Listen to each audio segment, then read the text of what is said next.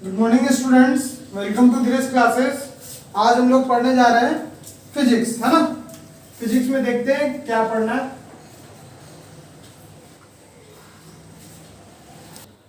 हम लोग फिजिक्स में क्या पढ़ने वाले हैं, ह्यूमन आई, है ना, एंड कलरफुल वर्ल्ड, है ना। इसमें क्या क्या हम लोग पढ़ चुके थे, अगर थोड़ा सा याद कर ले तो क्या हम लोग पढ़ चुके थे। इसमें हम लोग पढ़ चुके ह्यूमन आई और उसका डिफेक्ट, क्या क्या डिफेक्ट आता है। फिर हम लोग पढ़े डिस्पर्सन ऑफ लाइट कैसे होता है, रेनबो फॉर्मेशन क्या होता है, एटमॉस्फेरिक रिफ्रैक्शन क्या होता है। अब हम लोग पढ़ने जा रहे हैं ट्विंकलिंग ऑफ स्टार्स, है ना। और जो लोग प्रीवियस वीडियो मतलब लेक्चर नहीं देखे होंगे वो जाकर के देख लेंगे, सारा कॉन्सेप्ट क्लियर हो जाएगा।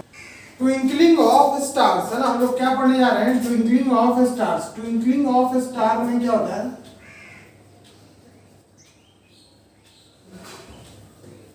स्टार क्यों ट्विंकल करता है, मतलब क्यों चमकता है, ऐसा क्यों हम लोग को लगता है कि स्टार चमक रहा है, ये हो क्यों रहा है, ये एटमॉस्फेरिक रिफ्रैक्शन हो रहा है। एटमॉस्फेरिक रिफ्रैक्शन का मतलब ही क्या होता है, change of path of light, है ना। पाथ, लाइट का अपना पाथ चेंज हो जाएगा, उसी को हम लोग रिफ्रैक्शन कहते हैं। तो एटमॉस्फेरिक रिफ्रैक्शन एटमॉस्फेयर में हो रहा है, तो क्या हो रहा है, स्टार्स का पास से जो लाइट आ रहा है वो कंटिन्यूअसली अपना पाथ क्या कर रहा है, चेंज कर रहा है बिफोर रीच आवर आईज। हम लोग के आंख में पहुंचने से पहले वो हमेशा अपना पोजीशन, उसका हम लोग एक्चुअल पोजीशन नहीं देख पा रहे हैं। तो अगर कोई एक स्टार है ऐसे, है ना, अगर कोई एक स्टार है ऐसे और यहाँ पे बार बार यहाँ से लाइट आ रहा है, तो हम लोग इस पोजीशन को देख रहे हैं, इस पोजीशन को देख रहे हैं, है ना, कंटिन्यूअसली देख रहे हैं। ये पूरा पोर्शन हम लोग को क्या लगता है, टिमटिमा रहा है ना। That's why it is called twinkling of star. ये ट्विंकलिंग ऑफ स्टार हो रहा है। तो इसका रीजन क्या है, एटमॉस्फेरिक रिफ्रैक्शन, है ना। Twinkling of a star is due to atmospheric refraction, है ना। लिखते हैं हम लोग twinkling of a star क्या समझे कि ये क्यों हो रहा है, क्योंकि एटमॉस्फेरिक रिफ्रैक्शन हो रहा है। किसका हो रहा है, स्टारलाइट का हो रहा है। और क्या हो रहा है, जो बोले वही लिखा हुआ है लैंग्वेज में, आप इसको नोट्स में बना लीजिएगा। ये क्वेश्चन आता है डायरेक्टली इन बोर्ड, आपको बहुत ही हेल्पफुल होगा, है ना। और सारा आप नोट्स प्रिपरेशन कर सकते हैं मेरे वीडियोस के द्वारा, तो वो काफी हेल्पफुल होगा ना। इसको अब देखते हैं, ये क्या हमने लिखा है। ये जो मैंने समझाया कि क्या होता है, स्टारलाइट का क्या होता है, कंटिन्यूअस रिफ्रैक्शन होता है ना। कंटिन्यूअस रिफ्रैक्शन होता है कहाँ, एटमॉस्फेयर में। और उसके बाद हम लोग देख पाते हैं, हम लोग के आंख में पहुंचता है ना। तो क्या हो रहा है, वो जो स्टारलाइट है कंटिन्यूअस रिफ्रैक्शन हो रहा है। रिफ्रैक्शन कैसे हो रहा है, हॉटर एयर और कूलर एयर के कारण, है ना, दो मीडियम क्रिएट कर रहा है। और उसके बाद रिफ्रैक्शन होने के बाद क्या होता है कि हम लोग को अपेरेंट पोजीशन दिखता है ना, एक्चुअल पोजीशन नहीं दिखता है। और बार बार अपेरेंट पोजीशन दिख रहा है उसके आसपास, तो वही हम लोग को कैसा लगता है, ट्विंकल दिखता है ना, वही टिमटिमाता हुआ दिखता है। इसीलिए स्टार्स क्या होता है, ट्विंकलिंग होता है ना। यही आपको एक्सप्लेन किया हुआ है इसमें। अब हम लोग देखते हैं कि प्लैनेट क्यों नहीं चमकता, है ना। Why planet do not twinkle, है ना। ये मेरा स्टार का था, ठीक है। देखते हैं why planet do not twinkle, planet क्यों नहीं ट्विंकल करता, है ना। तो प्लैनेट क्या है कि एक्सटेंडेड सोर्स है अर्थ के क्लोजर में, है ना। हम लोग क्या देख रहे हैं, प्लैनेट जो है वो क्लोजर टू द अर्थ है, अर्थ के नजदीक है। किसके कंपैरिजन में, स्टार के कंपैरिजन में, है ना। वो एक्सटेंडेड सोर्स की तरह ट्रीट किया जाता है। और बहुत ही बड़ा पॉइंट है, जो सोर्स ऑफ लाइट हम लोग मान रहे हैं, सोर्स ऑफ लाइट का बहुत बड़ा पॉइंट है, जिससे वेरिएशन क्या होता है, हम लोग के आंख में जो लाइट आ रहा है तो उसका वेरिएशन लगभग 0 के बराबर होता है। अगर मान लीजिए कि वो बड़ा सोर्स है और हम लोग के आंख के पास वो उसका लाइट ही नहीं आ पा रहा है, एवरेज लाइट जो हम लोग के आंख में पहुंच रहा है और वो 0 है, तो वो हम लोग को ट्विंकल करते हुए नहीं दिखेगा ना।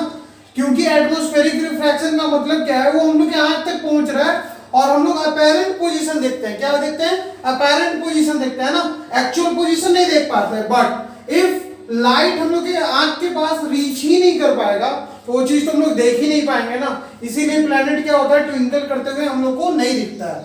आया समझ में, why planet do not twinkle. Copy कर लीजिएगा इसको, फिर आगे अभी हम लोग देखते हैं। अब हम लोग पढ़ते हैं स्कैटरिंग ऑफ लाइट, है ना। What is scattering of light, light को स्कैटर्ड करना, है ना। Scattering of light, what is scattering of light. तो ये जो लाइट को स्कैटर्ड करता है, कौन करता है, कोलाइडल पार्टिकल्स, है ना। कोलाइडल पार्टिकल्स का मतलब क्या है, एटमॉस्फेयर में बहुत सारे पार्टिकल्स हैं, छोटा बड़ा, है ना, जो हम लोग को दिख नहीं पाता है, और वो दिखता नहीं है, तो लाइट उससे क्या होगा, टकरा करके क्या होगा, स्कैटर्ड हो जाएगा। स्कैटरिंग ऑफ लाइट हम लोग क्या देख रहे हैं, स्कैटरिंग का मतलब बिखर जाना, है ना। स्कैटरिंग ऑफ लाइट हम लोग देखते हैं किसकी वजह से, टिंडल इफेक्ट, है ना। क्या है इसमें पढ़ते हैं, टिंडल इफेक्ट।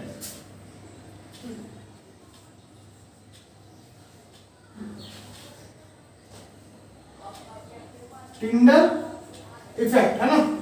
टिंडल इफेक्ट क्या होता है, व्हाट इज टिंडल इफेक्ट? ये वो इफेक्ट है, ये क्या है, वो इफेक्ट है जिसके द्वारा क्या होता है, जिसके द्वारा लाइट स्कैटर्ड करता है, किसके से, कोलाइडल पार्टिकल जो एटमॉस्फेयर में मिक्स है ना।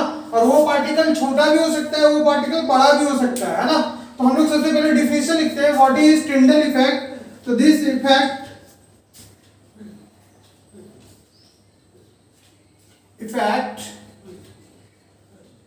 due to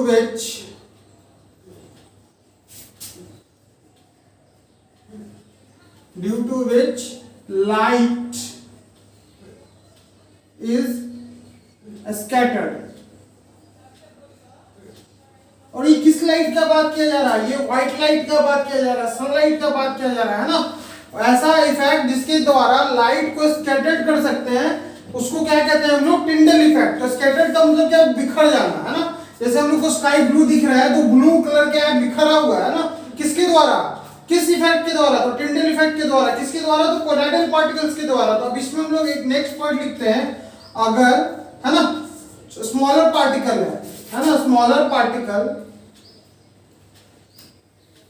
इसको लिख लेते हैं ड्यू टू कोलाइडल पार्टिकल्स, है ना, due to colloidal particles.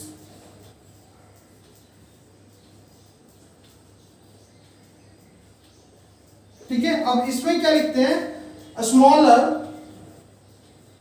Colloidal particles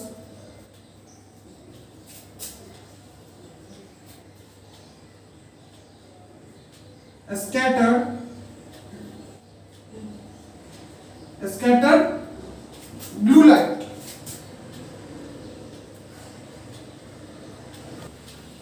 blue light scattered होता है किसके द्वारा, स्मॉलर कोलाइडल पार्टिकल्स के द्वारा। और ब्लू लाइट का क्या होता है, स्मॉलर वेवलेंथ होता है। तो हम लोग ये भी बोल सकते हैं कि जिसका स्मॉलर वेवलेंथ होता है वो किसके द्वारा स्कैटर्ड होता है, स्मॉलर कोलाइडल पार्टिकल्स। और जिसका लार्जर है ना, लार्जर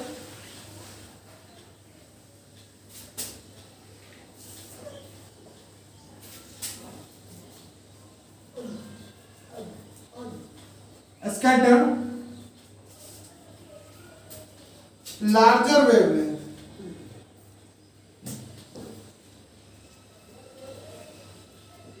और सबसे ज्यादा किसका होता है, रेड, है ना। तो ब्रैकेट में रेड लिख लेते हैं, इसीलिए सनसेट के समय हम लोग को रेड दिखता है, वो भी हम लोग पढ़ेंगे, है ना। ये तो तुम्हारा टिंडल इफेक्ट हो गया। अब हम लोग देखेंगे क्या कि why colour of the sky is blue. Colour of the sky क्यों ब्लू होता है, उसको अभी समझते हैं, है ना। क्यों होता है ब्लू, क्योंकि एटमॉस्फेयर में बड़ा पार्टिकल भी है, छोटा पार्टिकल भी। अगर हम लोग हॉरिजॉन्टली और वर्टिकली देखते हैं, वर्टिकल देखेंगे तो क्या दिखेगा, स्काई। और जैसे वर्टिकल डिस्टेंस जो होता है वो डिस्टेंस कम होता है, और वेवलेंथ जो है ब्लू लाइट का कम है। और मेनली क्या होता है एटमॉस्फेयर में ना, छोटा पार्टिकल ही होता है, मेनली क्या होता है, छोटा पार्टिकल ही होता है। तो वो ब्लू लाइट स्कैटर्ड करेगा, है ना। ब्लू लाइट स्कैटर्ड करेगा तो हम लोग को स्काई कैसा दिखेगा, ब्लू दिखेगा। वहीं पे सवाल उठता है कि सर फिर रेड कैसे दिखेगा, है ना। फिर सनसेट के समय रेड क्यों दिखेगा, अगर मेनली ब्लू लाइट ही स्कैटर्ड होता है एटमॉस्फेयर के द्वारा, तो हम लोग को रेड तो दिखना ही नहीं चाहिए था। और जब रेड नहीं दिखना चाहिए तो सनसेट के समय तो हम लोग को रेड दिखता है। तो उसका क्या इजी वे में समझते हैं हम लोग को, प्रैक्टिकल एग्जांपल लेते हैं ना। एक छोटा सा एक ग्लास में 2 ड्रॉप क्या डालते हैं, समझ लो एक ब्लू कलर डालते हैं ना, 2 ड्रॉप्स ओनली। और एक बड़ा सा जार में 2 ड्रॉप डालेंगे तो इफेक्ट क्या दिखेगा, इफेक्ट दिखेगा कि ये कलर तो ब्लू दिख रहा है बट ये कलर ब्लू नहीं दिखेगा, ये नॉर्मल वाटर कलरलेस होता है ना, तो ये कलरलेस ही दिखेगा, है ना। तब हो क्या रहा है यहाँ पे समझते हैं, इसका स्मॉलर वेवलेंथ होता है ना, और नजदीक से देख रहा है तो ये हमको दिख रहा है। और अगर जैसे डिस्टेंस बढ़ा दिए तो जो छोटा वेवलेंथ का है वो हमारे आंख तक पहुंचेगा ही नहीं, यानी ब्लू लाइट का जो वेवलेंथ होता है वो हमारे आंख तक रीच ही नहीं कर पाएगा, क्योंकि हम लोग हॉरिजॉन्टल डिस्टेंस देख रहे हैं। अगर सनसेट का बात करें तो उसमें हॉरिजॉन्टल डिस्टेंस देख रहे हैं, तो ये डिस्टेंस काफी ज्यादा होता है as compare to vertical distance के, है ना। तो वर्टिकल डिस्टेंस से अगर ये डिस्टेंस ज्यादा है तो ब्लू लाइट इज स्कैटर्ड टू हुआ, बट डिस्टेंस ज्यादा होने की वजह से ये छोटा वेवलेंथ का होता है, तो ये हम लोग के आंख तक नहीं पहुंच पाता है। तो जो बड़ा वेवलेंथ का होगा वो पहुंचेगा, स्कैटर तो दोनों हो रहा है ना। तो रेड लाइट हम लोग के आंख तक पहुंचता है, और जो हम लोग के आंख तक पहुंचता है वही हम लोग देखते हैं, है ना। इसलिए सनसेट के समय क्या दिखता है हम लोग को, रेड दिखता है। अब इसको लैंग्वेज में लिख लेते हैं। अब हम लोग इसको क्या कर लेते हैं, हम लोग तो समझ गए कि क्या हो रहा है ना। अब इसको जल्दी से इसको लैंग्वेज में नोट कर लेते हैं, जिससे हम लोग का नोट्स कंप्लीट हो जाएगा, है ना, और चैप्टर भी कंप्लीट हो जाएगा। ठीक है, आगे देखते हैं इसको। चलो, जो हम लोग अभी पढ़े थे उसको मैंने लैंग्वेज में लिख दिया, जो आपके लिए हेल्पफुल होगा ना। Why colour of sky is blue, तो देखो वही चीज लिखे जो एक्सप्लेन किए हैं। Very fine particles scattered mainly blue colour, है ना। और उसका क्या होता है, शॉर्टर वेवलेंथ होता है, इसीलिए हम लोग को दिख रहा है। ऐसा नहीं है कि रेड कलर स्कैटर्ड नहीं होता, ये भी लिखा हुआ है ना, more strongly than red, red से ज्यादा स्कैटर्ड होता है ब्लू, है ना, क्योंकि शॉर्टर वेवलेंथ है तो हम लोग के आंख के पास जल्दी से पहुंच जाता है। अब इसका बात करते हैं, colour of the sky is red at sunrise and sunset, है ना। तो इसमें क्या है कि नियर हॉरिजन जो है शॉर्टर वेवलेंथ, नियर हॉरिजन का मतलब क्या, वर्टिकल डिस्टेंस है और इंटर डिस्टेंस ज्यादा हो रहा है, तो उसी को बात कर रहे हैं कि उस समय जो शॉर्टर वेवलेंथ का जो ब्लू लाइट है वो स्कैटर्ड तो होता है, बट हम लोग के आंख के पास पहुंच नहीं पाता। पहुंचता कौन है, लॉन्गर वेवलेंथ का, है ना। और लॉन्गर वेवलेंथ किसका होता है, रेड का, इसीलिए हम लोग को क्या दिखता है, रेडिश दिखता है। ये पूरा चैप्टर आपका फिनिश हो गया है। कोई भी डाउट होगा कमेंट सेक्शन में डाउट अपना शेयर कर दीजिएगा, हम लोग उसको सॉल्व करने का कोशिश करेंगे। ठीक है, हमारे चैनल को सब्सक्राइब कर दीजिएगा और लाइक कर दीजिएगा। Okay, thank you.